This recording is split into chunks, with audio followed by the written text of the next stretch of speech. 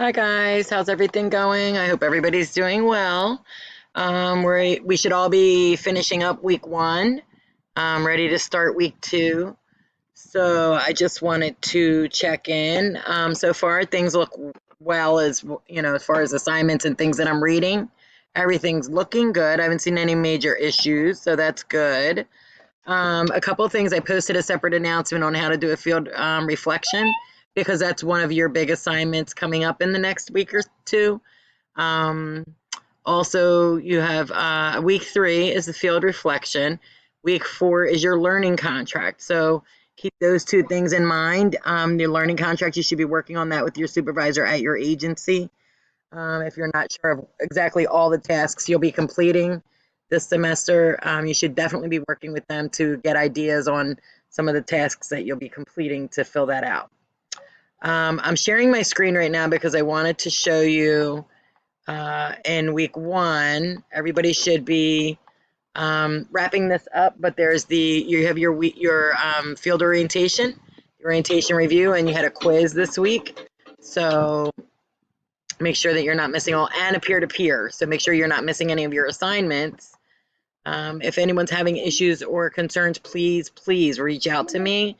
I always like to say in the beginning, I'm very understanding if I know there's an issue. I can work with you as far as, if you have a legitimate reason why you need extra time, things like that. But if I don't hear from you, then I assume everything is well, and lateness deducts a point from an assignment. So please keep that in mind.